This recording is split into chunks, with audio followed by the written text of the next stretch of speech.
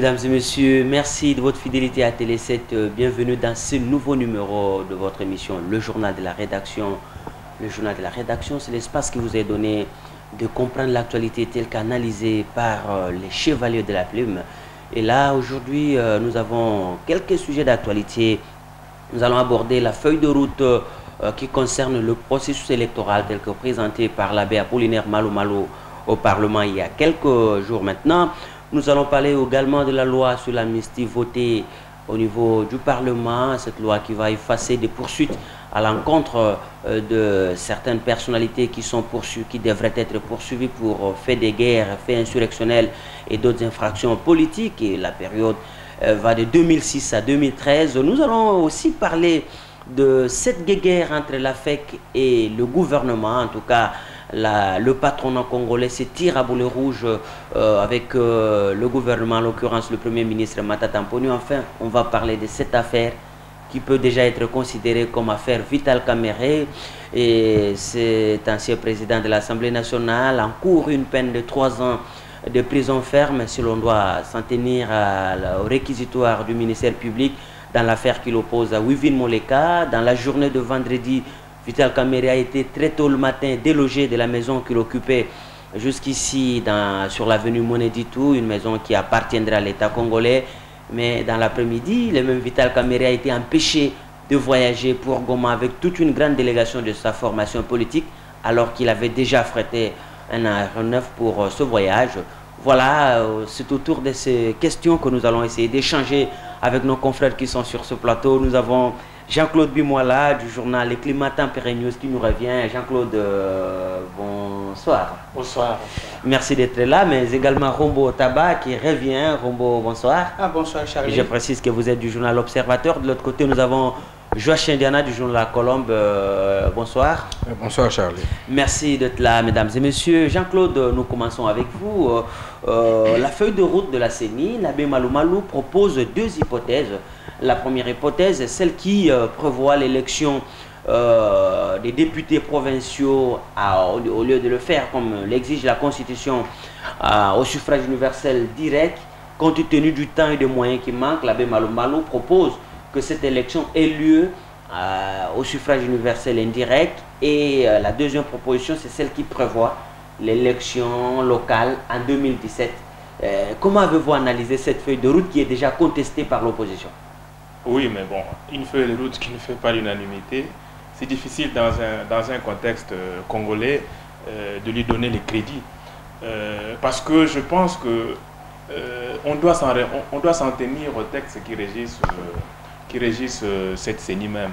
Et c'est l'Assemblée nationale qui devait donner la feuille de route à la CENI, et non la CENI donner la feuille de route à l'Assemblée nationale. C'est ce qui est un peu difficile à comprendre, parce que, à mon avis, la CENI est une émanation, c'est une appendice des institutions nationales et constitutionnelles. Et on est un peu surpris de voir la CENI donner la feuille de route à l'Assemblée nationale. C'est quand même le pouvoir organisateur des élections. C'est le pouvoir organisateur, c'est le pouvoir technique. Oui. C'est l'institution techniquement habilitée à organiser les élections. Oui. Mais je pense que dans cette, je peux appeler ça guéguerre, entre une partie de l'opinion nationale, représentée notamment par l'opposition, et qui n'accepte visiblement pas le schéma proposé par la CENI, et la CENI elle-même. Et donc je pense qu'on devra forcément, après tous les cafouillages, après toutes les contestations, après toutes les frustrations qu'il y a eu autour des élections de 2011, il était temps que les institutions chargées d'organiser les élections proposent un schéma consensuel et qui va amener la paix. Les élections ne peuvent pas diviser le pays. Les élections sont faites pour unir le peuple, pour consolider l'union, pour consolider l'unité nationale et légitimer les institutions. Si les élections amènent tout le temps à la contestation, à la frustration et finalement à la guerre, je pense qu'à ces prix-là, les élections ne servent plus à très grand-chose. Alors, Rombo, je précise, voilà, la première hypothèse prévoit les élections municipales et locales au suffrage universel direct en 2015, élections au suffrage indirect des députés provinciaux, des sénateurs, de gouverneurs et vice-gouverneurs, des conseillers urbains, des chefs de secteur et de bourgmestres par les conseillers des communes, des chefferies et des secteurs en 2015. Élection des maires et maires adjoints de ville par les conseillers urbains en 2015. Élection au suffrage universel direct des députés nationaux et du président de la République en 2016. Votre analyse?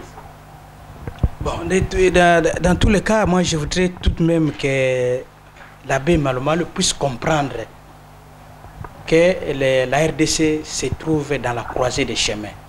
Je pense qu'après l'élection de 2006, qui a été plus ou moins, je dis bien plus ou moins, acceptable, et celle chaotique de 2011, Dieu merci, vous savez que l'élection ou les élections de 2011, si nous n'avions pas une opposition réellement pacifique, le pays aurait connu une implosion et il aurait été difficile pour Ngoï Mulunda de justifier ses magouilles devant l'histoire. Et cette fois-ci, nous supposons que l'abbé Malo, qui a dirigé la CI de 2006, n'aura aucune excuse si en 2016 il faisait pire que Ngoï Mulunda. Très bien. Non, je sais ça, c'est... Rapidement, vous allez finir par là. Bon, je pense que l'abbé Malo ou la CENI n'a pas à proposer une élection ou un schéma qui va à l'encontre, vraiment aux antipodes de la Constitution. Les votes au suffrage indirect des députés provinciaux ne ressort pas de ses prérogatives. Ne relève pas de ses prérogatives. Mais c'est pourquoi il demande justement au Parlement de penser à la révision de cet article de la Constitution, mais aussi de la loi électorale actuelle. Mais c'est justement, la CENI, c'est une centrale électorale, c'est une commission d'appui. Cette matière-là, c'est une matière hautement politique qui ne doit être que le consensus des politiciens. Merci beaucoup. Donc lui ne doit pas prendre les devants. Très bien. Lui ne doit pas prendre les devants. On va un peu avancer. Je vous propose maintenant la deuxième hypothèse. C'est l'élection municipale et locale au suffrage universel direct en 2015. Élection au suffrage indirect des conseillers urbains, des chefs de secteur et de bourgmestres par les conseillers des communes et des chefferies et des secteurs en 2015. Élection des maires et des maires adjoints de ville par les conseillers urbains en 2015. Élection au suffrage universel direct des députés provinciaux, des députés nationaux et du président de la République en 2016. Et élection au suffrage direct des sénateurs et de gouverneurs et vice-gouverneurs en 2017. Regardez les sénateurs qui sont déjà en train de faire un mandat de plus. Mais si on doit pousser leur élection en 2017, vous ne voyez pas là qu'il y aura un problème. Oui, mais Charlie, il n'y aura pas seulement un problème pour les sénateurs, et les gouverneurs, les députés provinciaux et les gouverneurs. Mais que dire de bourgmestres qui depuis 2006 sont nommés? Nous sommes dans un pays avec une démocratie à double vitesse. Au sommet, il y a élection. À la base, il y a nomination. Cette situation ne semble pas préoccuper les acteurs politiques parce qu'en fait, pour eux, l'élection à la base, comme ils n'ont même pas de base, ça leur préoccupe peu parce qu'ils créent toujours les conditions pour que la CENI organise les élections chaotiques pour que dans ce chaos-là qu'ils se retrouvent. Commençons par certaines choses que j'ai entendues ici, que la CENI ne serait qu'un organe technique. Non, lisez la loi électorale, la loi fondant la CENI. La CENI est c'est pourquoi elle est indépendante. La CENI assure, c'est elle qui assure la pérennité du processus électoral. C'est à la CENI de proposer, dire voilà, je vous propose les élections dans telle période. Mais pourvu que cela soit conforme à la Constitution et que le corps électoral, parce que la Constitution a déjà donné les directives à la CENI, le corps électoral doit être, à ce qui concerne les élections présidentielles, doit être convoqué 90 jours avant la fin du mandat d'un tel. Et dans cette fourchette-là, la CENI calcule où est-ce qu'il peut placer les autres élections. Et c'est dans ce cadre-là de son travail d'assurer à ce que les élections soient des élections libres, démocratiques, transparentes et surtout apaisées que la CENI propose. J'aime bien le rappeler, M. l'abbé Malumalu n'est pas la première proposition. Souvenons-nous qu'en 2006, il avait proposé la même chose. Compte tenu des temps que nous avons, voici, je parle, la CEI, parce que j'entends même les gens dire qu'on l'a chassé à la CEI. On ne l'avait jamais chassé. La Constitution était claire que la CEI, comme la AM, comme tout ceci, ce sont des institutions de la transition qui terminaient leur mandat après le premier cycle. Et on mettait en place la CENI. Donc même ceux qui disent qu'on mal ou rêvé, il n'est pas revenu. Il vient cette fois dans la CENI, il était dans la CEI pendant la transition. Oui. Alors c'est pour dire que il fallait que les gens suivent ce qu'il avait proposé déjà comme calendrier pour qu'on fasse des élections apaisées. Non, la classe politique, comme elle est toujours là, l'opposition de ramassage et de la cueillette qui ramasse quoi par terre pour en constituer un discours politique, elle a refusé. Oh, Malumalu n'a plus qualité. L'intérêt des élections, des bonnes élections, ce n'est pas leur affaire. Mais c'est la tête de Malumalu qui les intéressait. Ils ont fait partie. Et la conséquence, c'est quoi? Ils ont passé tout le temps à se quereller autour de la constitution de la CENI. On a organisé l'élection en 8 mois avec ce qu'ils appellent chaos, ils appellent comme erreur ou irrégularité. C'était des difficultés d'organiser les élections en peu de temps. Voilà que nous sommes dans le même schéma. Ils ont commencé il faut réformer la CENI. Quand ils ont commencé à réformer la CENI, sur ce plateau, nous avions dit, vous commencez à réformer la CENI, on repart à la case départ, on va organiser les élections de 2016 de façon chaotique. Et on en est là. Très bien. Alors, il y a Joël Kadendanga qui nous rejoint d'Impact News. Joël, le débat est lancé. L'abbé Malumalu est venu. Il a dévoilé le plan d'action de la CENI, notamment en ce qui concerne les élections, c'est ce que nous sommes en train de dire. À votre avis, ces deux hypothèses telles qu'il les a présentées, mais contestées par une grande partie de l'opposition, parce que beaucoup de députés de l'opposition n'avaient pas assisté justement à la présentation de cette feuille de route. À votre avis, qu'est-ce qui cloche dans cette feuille de route? Bon, ce qui cloche, je crois que la volonté d'organiser les élections est là. Ce qui cloche, c'est lorsque les prémices sont mal posées, les conclusions ne peuvent être que fausses. Dans la manière de poser les prémices, c'est lorsque on tient coûte que coûte à la tricherie dans ce pays. Et vous allez le comprendre, cette tricherie passe par le temps. Vous allez voir que dans cette feuille de route-là, la crise de légitimité ne sera pas résolue. Parce que la crise de légitimité, c'est celle qui frappe aujourd'hui. J'ai entendu quelqu'un le dire ici sur le plateau. C'est cette crise qui frappe non seulement le gouvernement provincial, les institutions provinciales, mais également le Sénat et autres.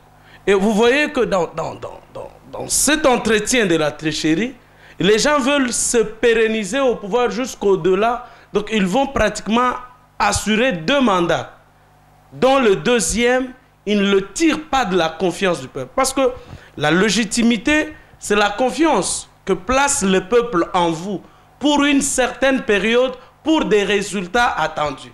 Et les résultats sont évaluables à l'issue ou à la fin de cette période. Ce qui n'est pas le cas aujourd'hui. Comment on peut évaluer nos sénateurs ou nos gouverneurs, nos députés provinciaux aujourd'hui? Ils sont au-delà du mandat. Et d'ailleurs, pour la plupart des cas, ce sont des suppléants, premier, deuxième suppléants qui sont là. Et ils ne sont plus évaluables, les résultats ne sont plus numérisables.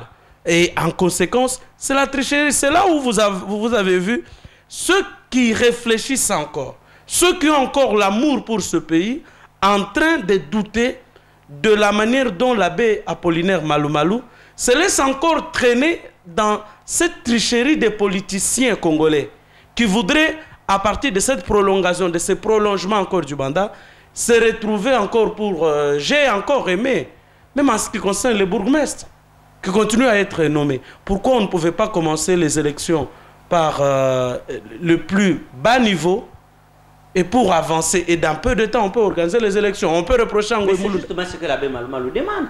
Il va falloir qu'on puisse commencer par les élections au niveau local, parce que quand on a élu les conseillers municipaux, eux, ils vont élire les conseillers urbains, et qui à leur tour vont élire les bourgmestres.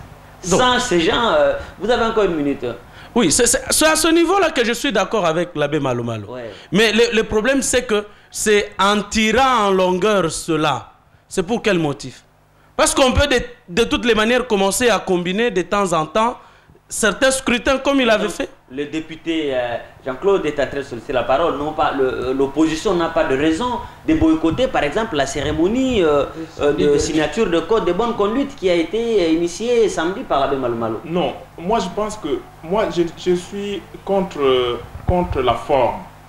Mais sur le fond, je suis totalement d'accord. Et si je pense qu'il y avait des élections au suffrage indirect qui pouvaient être organisées, je pense que ces élections-là devaient être, par exemple, les élections des députés, des présidents de la République. Pourquoi? Parce que les élections, à la base, sont indispensables. Elles donnent la photocopie de la légitimité des politiciens. Et c'est très facile de dire qui peut être député quand vous avez réussi à conquérir les municipalités. En principe, on peut vous élever, même nommer député. Mais c'est ce qui se passe en Afrique du Sud. Il n'y a pas tous les tralala électoraux qu'il y a ici.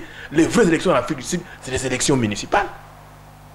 Et moi, je suis un peu éclairé. Je suis dubitatif sur les intentions. Parce que si on voulait d'une vraie démocratie, je pense que s'il y a même des coûts à épargner, c'est le coût des élections présidentielles et autres. Très bien, Jacques-Claude. Alors, vous allez garder le micro. Nous allons passer au deuxième sujet.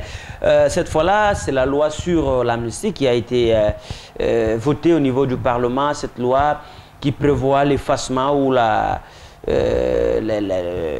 de poursuite à l'encontre de personnes qui auraient été auteurs ou co-auteurs ou complices des crimes de guerre, des crimes des infractions politiques pendant la période allant de 2006 à 2013, parce que déjà il y avait une guerre au niveau de l'Assemblée nationale et du Sénat. Le Sénat voulait qu'on étende la loi jusqu'en 2003. Jusqu'en 2013, l'Assemblée nationale voulait que ça soit de 2009 à 2003, et finalement ils se sont mis d'accord pour faire couper la poire en deux. C'est de 2006 à 2009. Alors, tel que voté aujourd'hui, il y a l'opposition qui dit également que cette loi exclut beaucoup de gens, notamment ceux qui sont dans l'affaire de Mosée Laurent Désiré Kabila. Il y a aussi beaucoup de politiciens, des gens qui croupissent en prison pour des raisons politiques, comme de Coutinho, comme Maître Firmin Yangambi et tant d'autres. Alors, à votre avis, comment vous avez analysé cette loi? Bon, mais aucune amnistie à travers le monde n'a contenté tout le monde. Ça, c'est le principe. Une amnistie a toujours été sélective. Et nous voyons simplement les rapports de force qui est au Parlement qui a triomphé. Là, on ne pouvait pas demander à la population de Matongé de voter une amnistie. Une amnistie, c'est une attribution du Parlement. Et on a simplement vu les rapports de force des différents intérêts de partis politiques, tant du camp de la majorité que du camp de l'opposition. Mais ce qui est plus important, je pense, dans la suite, dans l'après-amnistie, il faut que tous ces faits qui ont conduit à la guerre soient gérés, soient éliminés comme des microbes. Mais si les mêmes faits produisant les mêmes conséquences, les mêmes causes produisant les mêmes conséquences, si la malgouvernance continue, si l'incurie continue, si l'exclusion continue, la guerre et les frustrations viendront toujours. Très bien. Alors, Rombo, c'est justement là où il finit. L'article 6 de cette loi dispose que l'effacement des poursuites ne dispense pas les auteurs, les co-auteurs ou les complices de ces infractions admissibles de réparation civile. Ces gens sont tenus d'indemniser les victimes. Et c'est d'ailleurs là la guerre que mène la nouvelle société civile avec M. Tchombela et beaucoup d'autres organisations de la société civile qui exigent du gouvernement, comme il accepte d'effacer les peines qui devaient tomber sur les auteurs de ces infractions, mais qu'il mette aussi en place un fonds pour indemniser les victimes. À votre avis, est-ce que cette loi, telle que votée dans ces conditions, pourra vraiment créer la cohésion nationale? Bon, les drames en Afrique, et malheureusement aussi en RDC, c'est ça, dont la politique est devenue une sorte de combine. Ce sont des combinards qui s'arrangent et puis ils arrivent au pouvoir. Mais bien que la société civile soit animée de cette volonté-là, mais bientôt là, avec les prochains gouvernements, il y aura les représentants de ces amnistiés-là sous une forme ou une autre dans ces gouvernements. Et ils ne vont pas justement permettre à ce que ces victimes-là, qui malheureusement n'ont aucun soutien, pour se faire indemniser. Alors là, moi, ma réflexion, c'est à un autre niveau.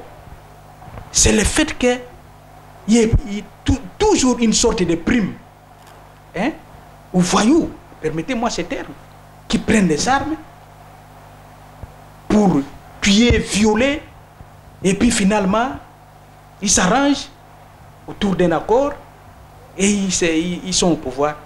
Et par contre, ceux qui n'ont que comme parole, comme bic, pour faire l'opposition, sont marginalisés, humiliés et emprisonnés. Donc, si nous continuons dans cette logique-là, et il y aura toujours des gens qui vont choisir les armes pour se faire entendre, et parce qu'ils savent après tout qu'ils seront administrés, ils vont s'arranger pour arriver au pouvoir. Djotodi l'a fait, il a reçu son coup jusqu'à devenir président de la République, mais malheureusement là, c'est la justice divine qui est intervenue.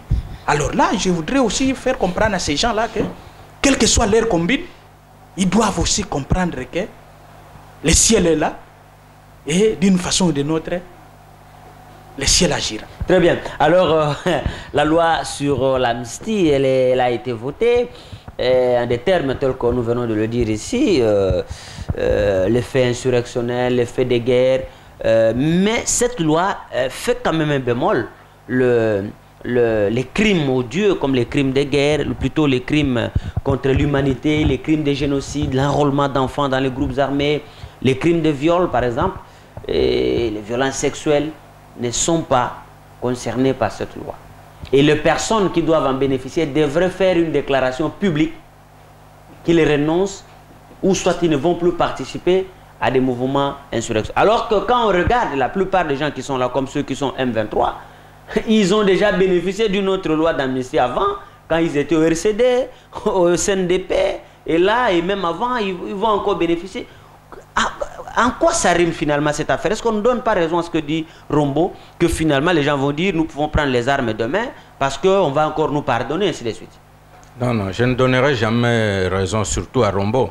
Vous savez, lorsque nous sommes journalistes, nous sommes un peu comme leaders de l'opinion, et bien nous avons une déontologie. Et cette déontologie, nous ne la laissons pas dans nos journaux, dans nos rédactions. Nous la menons même dans le débat. Nous sommes en train de faire notre travail comme journaliste. Le journaliste est celui qui donne des faits vérifiables. Mais lorsqu'un journaliste vient dire que le gouvernement qui viendra, il y aura ces gens là-bas et ces gens là-bas. Mais monsieur, vous ne faites plus de l'analyse politique. Mais c'est un gouvernement qui est voulu... Mais écoutez, attendez, oui, le gouvernement est un gouvernement... Attendez, oui. un instant. Peut-être qu'il a raison, parce que c'est un gouvernement voulu de cohésion nationale. Si les gens qui étaient hier au M23 ou les autres groupes armés qui ont décidé de faire la paix et que le gouvernement, le futur Premier ministre estime que pour la cohésion nationale, on peut prendre Bertrand Bissimois ou je ne sais pas, Roger Lumbala ou tous ces gens qui sont dans ces groupes armés-là, mais qui se sont repentis pour le mettre dans le gouvernement, où elle est mal, parce que le gouvernement lui-même... Je voudrais arriver là-bas. Vous êtes en train de faire des hypothèses qui ne sont pas des faits. Voilà. Parce qu'en fait, nous connaissons, ce n'est pas la première amnistie. Si la première loi d'amnistie de groupe Rébellion, de MLC, RCD et consorts a fait que tout le monde, là on avait blanchi tout le monde, tous les crimes étaient blanchis et tout le monde est entré dans les institutions, président des composantes, tout le monde est entré dans les institutions. C'était la première amnistie. Qu'on ne dénonce pas aujourd'hui parce que ça a profité à certains gens. Après, il y a eu le CNDP. Le CNDP a bénéficié d'une amnistie, mais on n'a pas mis les gens du CNDP dans le gouvernement. Mais pourquoi estime-t-on que cette fois le M23, on les amnistie, ils vont être dans le gouvernement? Et on se base sur quoi? Sur le premier. On saute l'expérience la plus proche, on va fouiller dans l'histoire. Parce qu'en fait, on est de mauvaise foi.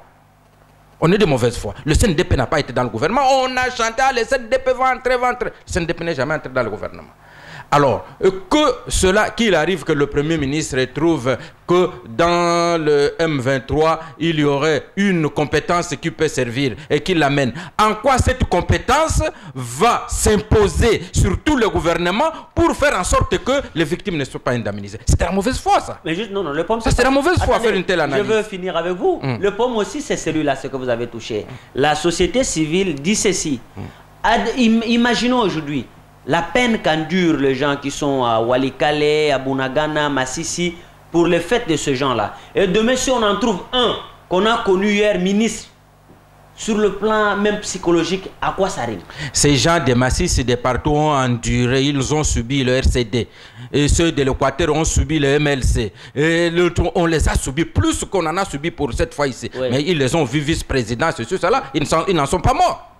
Et donc, alors, on n'en crée pas un problème, mais parce qu'on a déjà corrigé les faits lorsque on est arrivé avec le CNDP. On a corrigé et aujourd'hui, personne ne dit que ces gens-là vont être ministres. Cela n'est pas dans la loi.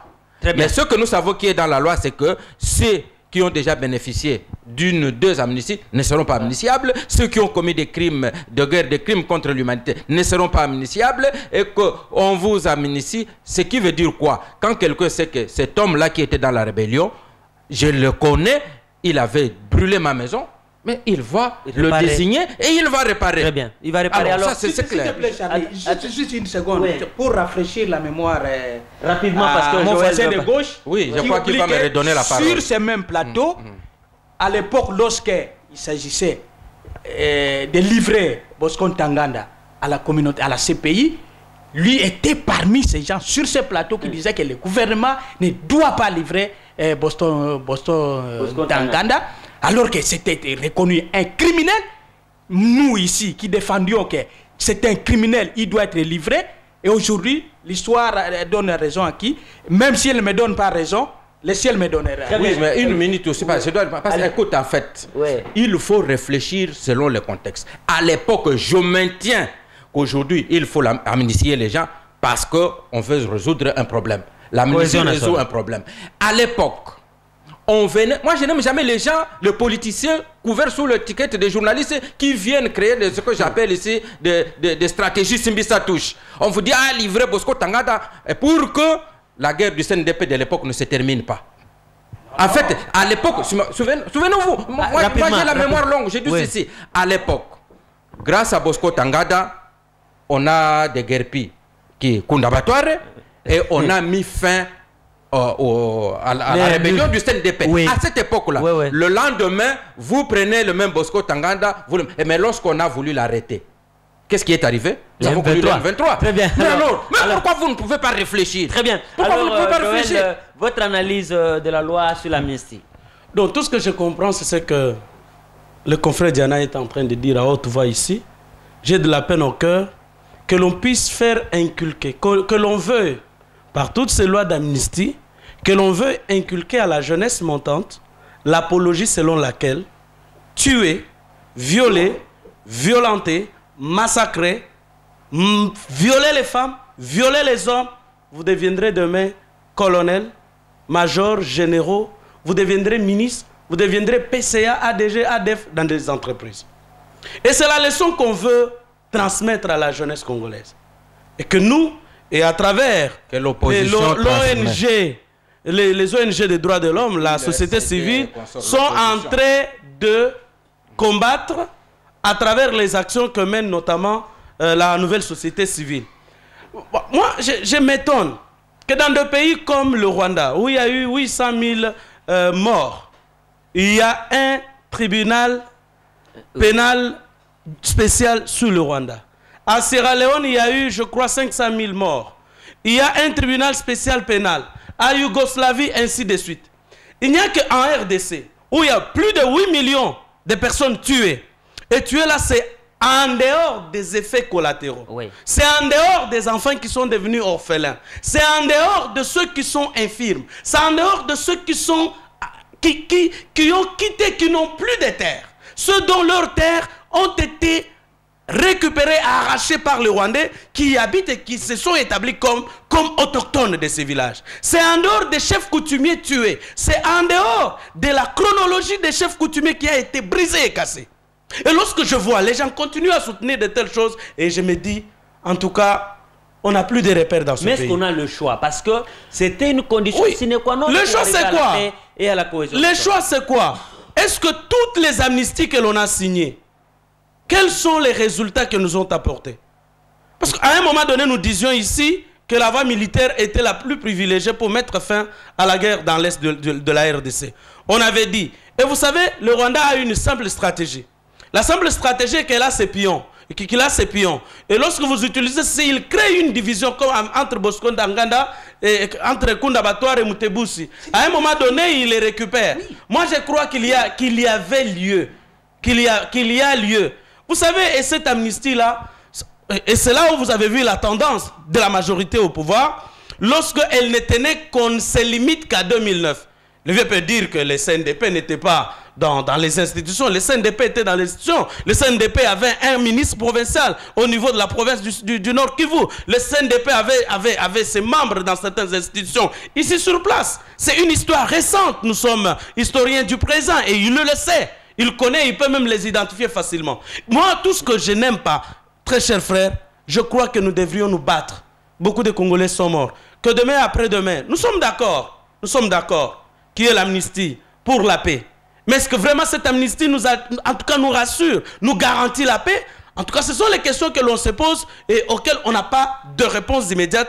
Tant qu'on sait comment le Rwanda et l'Ouganda marchent, tant qu'on sait les stratagèmes du Rwanda et de l'Ouganda. Moi, je crois qu'il y a lieu que les combats pour l'érection du tribunal pénal sur la RDC, que ces combats-là soient menés par la presse, par tous les journaux, par le journal de Diana, que l'on se batte pour ces tribunaux-là.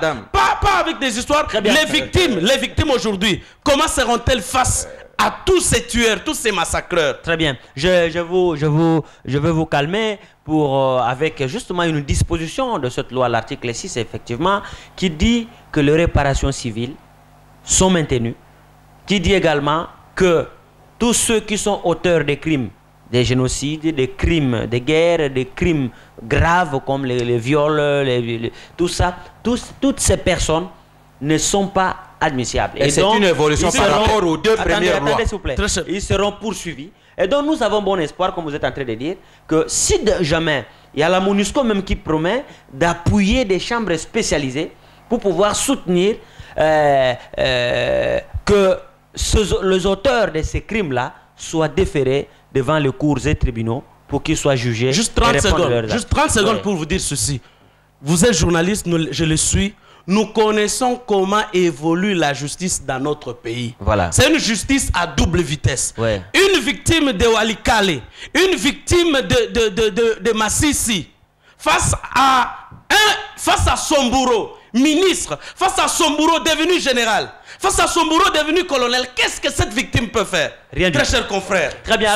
Soyons logiques envers nous-mêmes et avec nous-mêmes. Merci Joël, je crois que cette loi... Et ce ne sont pas les États d'âme, ça. Qu'est-ce qu'une victime de Massissi peut faire face à son bourreau qui est devenu ministre, face à son bourreau qui est devenu colonel? Très bien. Bourreau, il est devenu ministre où? Merci. On va le voir. Attendez, s'il vous plaît. Mais on va le voir, on sera avec vous, on va le voir. Vous allez nous les avons vus. C'est ça les États d'âme. Nous les avons vus.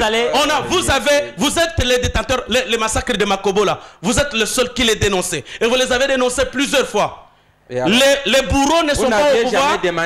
Non, mais c'est ce que j'ai dit. Les bourreaux des massacres de Makobo là. On les a amnistiés. Les bourreaux de massacres de Kassisi.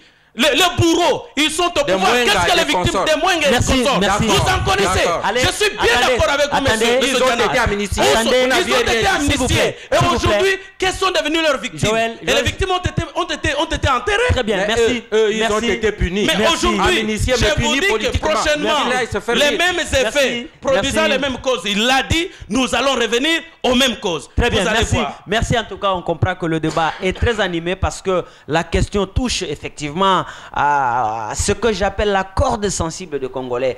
Vous savez, nous sommes un pays, nous sommes unis et le sort de nos compatriotes qui vivent dans la déshérence, comme vient de dire mon frère Joël, et ceux-là qui ont été dépossédés de leur terre, ils ont été même chassés, humiliés, les chefs coutumiers tués, remplacés par des moimis non connus. C'est ça le drame. Et le gouvernement doit tout faire pour que les victimes soient réellement rétablis dans leurs droits, comme nous l'avons dit.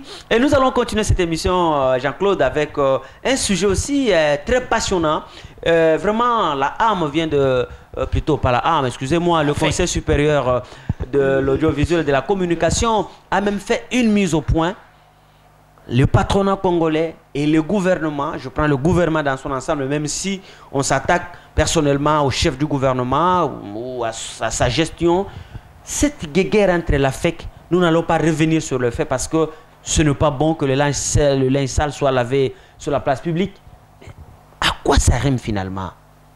Bon, moi je suis très étonné qu'une institution constitutionnelle, que le gouvernement, prenne tout son temps à répondre à une association, à une ASBEL, comment on appelle ça? C'est une ASBEL. C'est une ASBEL. Et je pense que chacun doit faire son rôle. Une ASBEL mais on a le droit de recadrer quand... Oui, une ASBEL peut critiquer, comme la société civile peut critiquer le gouvernement.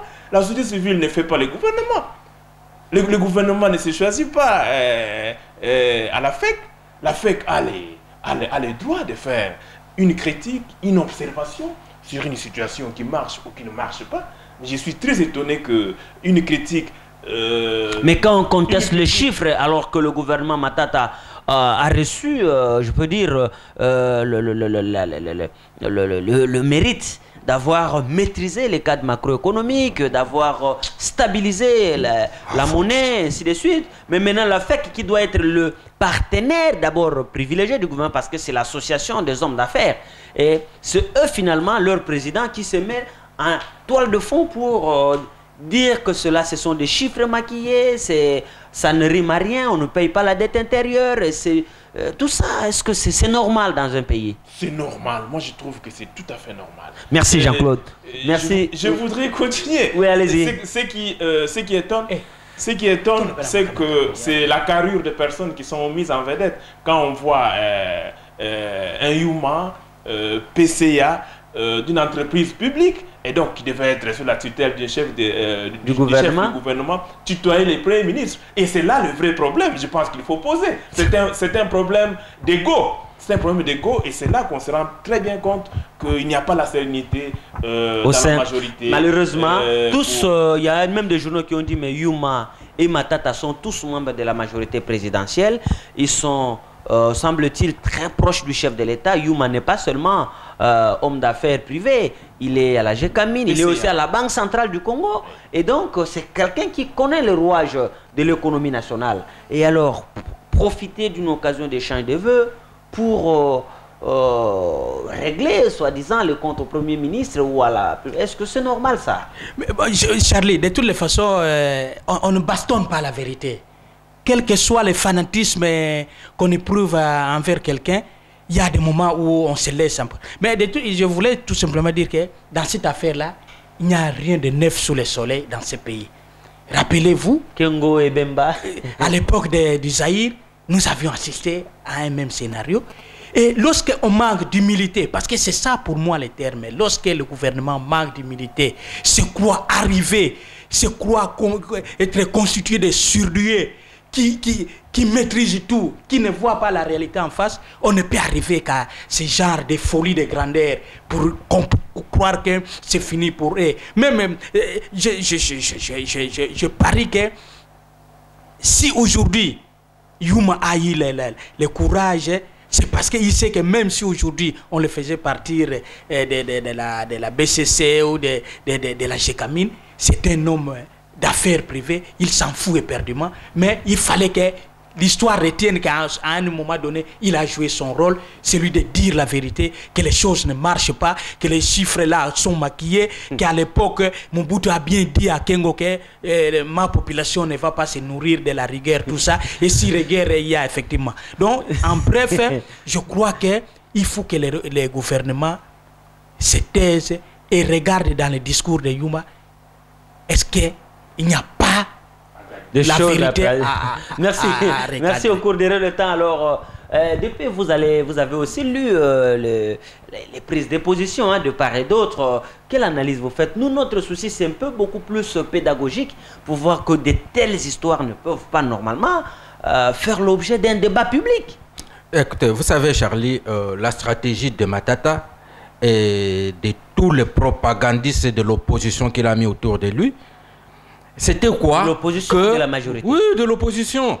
Matata a déjà été de quelle majorité? Vous l'avez déjà entendu en tant que Premier ministre dénoncer ne fût-ce quelque chose de la majorité, de l'opposition?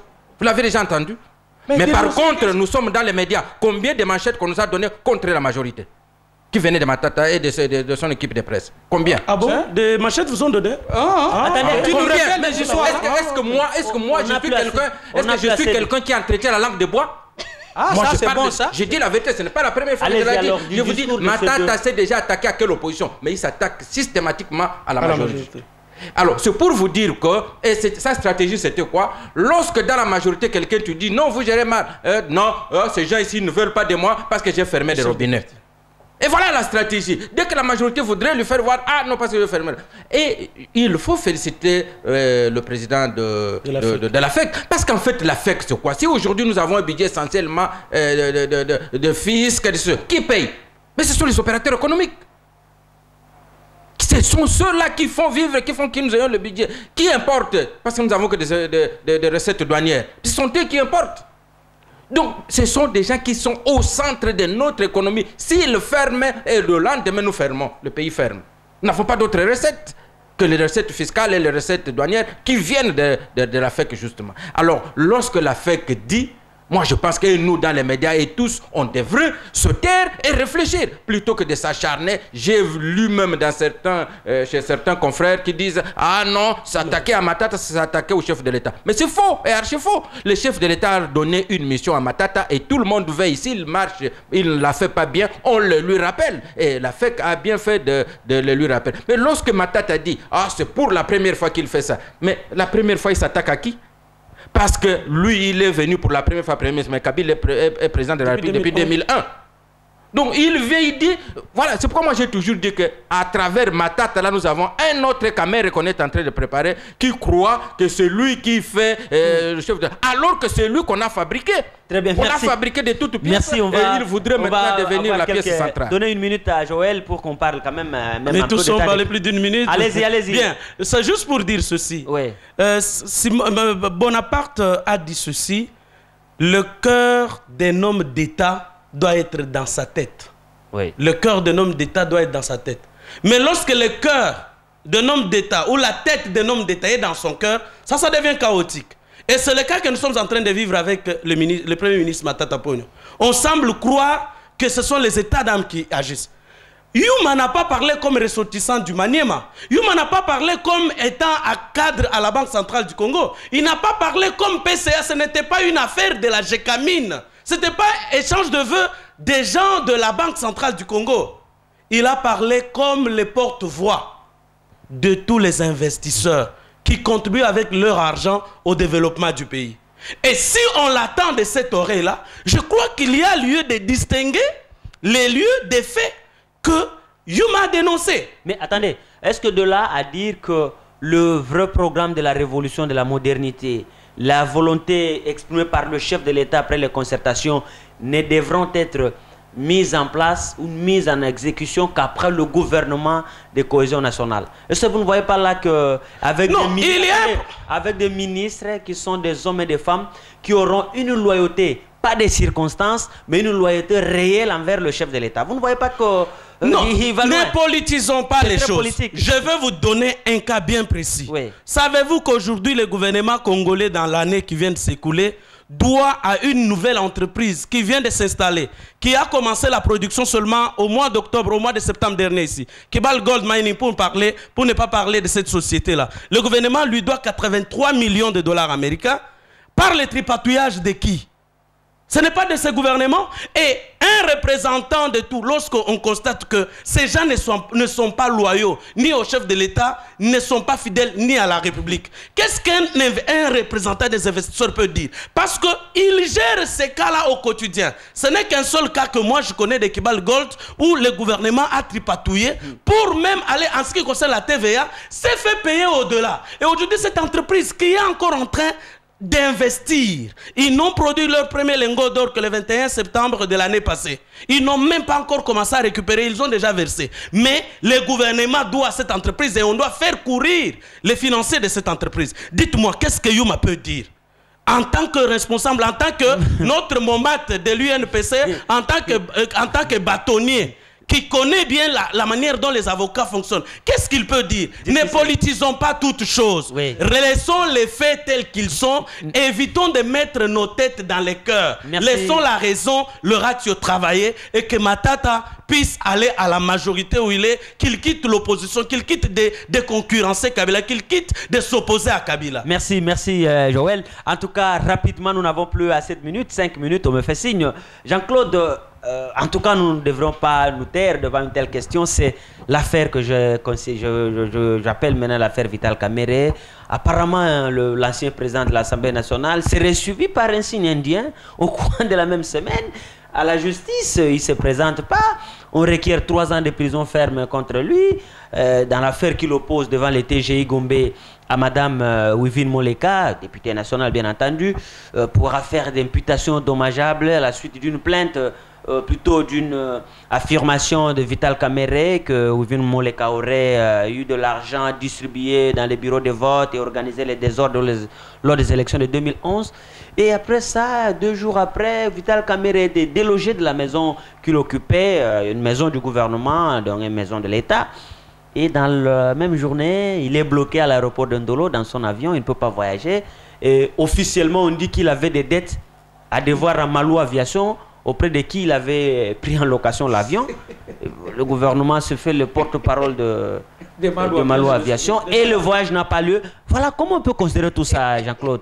Bon, est-ce que c'est quelque chose de... Sur le plan de fait, si Vital Kamerhe a offensé Wivine Moleka, sur le plan de fait, sur le plan du droit, Wivine Moleka a les droits de se plaindre en justice et de choisir les moyens par lesquels elle veut se faire. Sur le plan de fait, rien à dire. Voilà. Mais je pense qu'au moment où on est dans un processus de conciliation nationale, de construire l'unité nationale, et je pense qu'il était mal indiqué. Le moment était très mal choisi pour le pouvoir en place, de faire finalement croire à l'opinion que tout ce qui se passe autour de Vital Kamerhe n'est qu'un acharnement sur une personne dont l'ombre ne plaît plus.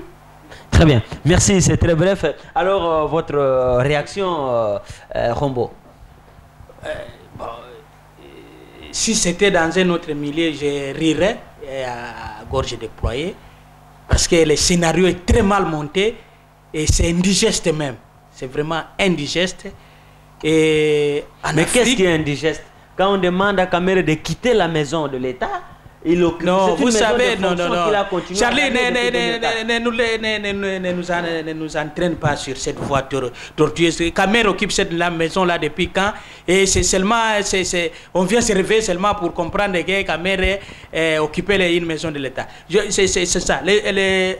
Plus nous nous approchons de 2016, plus certains sont emballés par la folie, soit de perdre le pouvoir, soit de monter des coups. Mais malheureusement, comme je l'ai dit, le scénario est tellement indigeste que c'est tous les pays qui risquent d'en pâtir.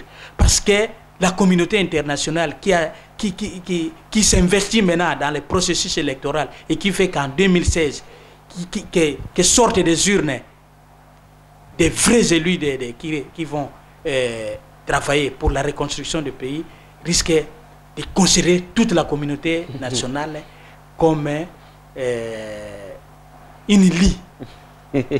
Je dis bien une lie, comme si dans ces pays, nous n'avions que des troubadours, des gens sans morale ni foi. Alors c'est indigeste. Il faut que rapidement, que l'État puisse... Quelle analyse On est en train de créer les conditions d'une autre amnistie en 2016. Très bien. Alors, votre réaction rapide sur l'affaire de Vital Kamerhe. Écoutez, avec Wivine Moleka, ils avaient demandé... J'aimerais dire ceci, que le procès de Wivine Moleka contre Kamerhe ne date pas d'aujourd'hui. Tout le monde le sait. Date de 2011. Et c'est une leçon, c'est un procès pédagogique tel que nous l'avions écrit, pour que les gens sachent que ce n'est pas parce que je m'appelle Kamerhe, on ne sait pas au nom de quoi, je peux tout dire sur les gens. Et quand on vous intente un procès, ça devient un procès politique. Aujourd'hui, Kamerhe peut venir chier dans la rue. Quand il a chié dans la rue, on dit non, chier dans la rue c'est démocratique, mais on l'attrape parce qu'il s'appelle Kamerhe. Non, mais sortons de là. Kamerhe occupe une maison de l'État. Quand tu vas partir, il ne voulait pas. Depuis 2004. Il ne voulait pas partir. Depuis quand il ne voulait pas partir. Quand vous n'avez pas d'informations, vous vous taisez. Laissez-moi parler. Moi, je parle avec des faits. Et c'est depuis 2010 qu'on a demandé à Kamerhe de quitter la maison. C'est M. Lubamba, à l'époque, ministre du droit de Ban, qui avait, depuis 2010, et aujourd'hui nous sommes en 2014, il ne quitte pas. Et nous sommes tous locataires. Vous avez déjà vu un préavis de 3 ans. Vous ne quittez pas parce que vous appelez Kamerhe pour qu'on vous bouscule un peu, pour que ça devienne un problème politique. Aujourd'hui, s'il y a quelqu'un qui prépare 2016, c'est Kamerhe. Et s'il le prépare, ce n'est pas contre la majorité, c'est contre Tshisekedi. Parce qu'il sait que Tshisekedi est devenu populaire en étant arrêté, ceci, cela. Il se créer une popularité. Et aujourd'hui, Kamerhe veut prendre le leadership de l'opposition. Et dans l'opposition, on l'a toujours considéré comme son opposition n'était pas réelle. Il voudrait maintenant montrer qu'il a une opposition réelle. Mais là où je mets les gens du pouvoir en garde, c'est de donner à Kamerhe cette occasion sur un plateau en or. C'est un individu qu'on devrait ignorer et qui irait chez lui, il rentrerait comme il veut. Mais non, on lui donne les occasions Mais c'est ça justement qui est mauvais. Suivez même dans les médias. Lorsque vous suivez les justifications au niveau de l'aéroport, qui a donné l'ordre? Le commandant de l'aéroport dit « moi je ne sais pas ». Le commandant l'autre dit « je ne sais pas ». Et puis, c'est le ministre des médias qui dit non, Kamerhe avait de l'argent à devoir à Malou Aviation. Oui, mais là j'ai entendu aussi, ironiser ici que voilà, le gouvernement se fait le porte-parole de Malou Aviation. Mais c'est parce que le gouvernement est accusé. Quand le gouvernement est accusé, c'est le gouvernement qui empêche Kamerhe de partir. Le gouvernement s'informe. Et quand le gouvernement apprend que ce n'est pas lui, c'est Malou Aviation, il rend compte. Mais alors, c'est tout à fait normal. Comment Malou Aviation, qui devait réclamer, pouvait accepter que l'avion soit mis là, les gens à bord? De toutes les façons. On démarrait déjà pour partir. Je dis ceci. Ce que nous constatons, c'est que les gens de l'UNC sont dans tous les plats. Ils font tout, partout, pour qu'ils aient des problèmes. J'ai suivi, par exemple, et puis lorsque vous n'avez pas d'argument, quand vous cherchez à manipuler, c'est que vous n'avez pas raison. Je vais donner un seul. Kamerhe a fait une interview à Top Congo, où lorsqu'on lit dans l'affaire Moleka, qui est tout à fait clair, même un enfant, de savoir qu'on n'a pas à chier sur l'honneur de quelqu'un d'autre. Il dit que, mais pourquoi seulement on m'accuse moi, alors qu'il y a aussi Tshisekedi qui avait dénoncé les élections, il y a aussi Mosengo qui avait dénoncé. Ça, c'est de la manipulation. Il sait très bien que beaucoup de gens ont dit, ah, il y a eu fraude, il y a eu ceci. Mais lui, il a cité nommément quelqu'un. Et c'est par écrit. Il a cité nommément quelqu'un, on doit lui porter plainte. Au lieu de répondre sur ça, non, il gesticule, il dit ah, Mosengo aussi, pourquoi on ne s'attaque pas à Tshisekedi aussi? Très bien, merci. C'est un homme honnête. Alors Joël, on va finir avec vous rapidement sur cette affaire de Kamerhe. Non, d'une part, il y a certains crimes qui sont connus chez nous d'une manière moins professionnelle.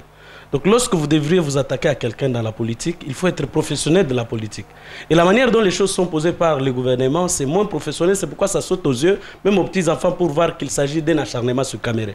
D'autre part, Kamerhe doit payer le prix de son engagement. En politique, il n'y a pas de cadeaux. On ne se fait pas des cadeaux, vous ne pouvez pas venir dans l'opposition, vous avez bouffé avec le pouvoir, vous nous avez promis que vous allez éventrer le boa. Jusqu'aujourd'hui, Kamerhe n'a jamais éventré le boa. Aujourd'hui, vous allez constater que les engins qui étaient sur la route pour la révolution de la modernité, ils ne sont plus. C'est parce que Kamerhe avait bloqué la voie à l'opposition qui cherchait à l'époque de découvrir ce qui était dans le pot. C'est la viande dans la casserole. Kamerhe a refusé qu'on regarde le contrat chinois. Mais aujourd'hui, il doit payer le prix. Lorsque vous devriez vous engager pour l'opposition, soyez dans l'opposition. Et dites ce qui a été fait de mal là-bas, même si ça vous concerne. Aujourd'hui, il cache tout ça. Il vient dans l'opposition, on doit l'accepter. Et on doit vous suivre. Vous refusez, non, il y a un prix. Quand même un voyage, il y a un prix à payer. Il est des hommes, où il veut. Il y a un prix à payer, il doit le savoir. Que je me suis engagé, nous sommes engagés dans la presse, non?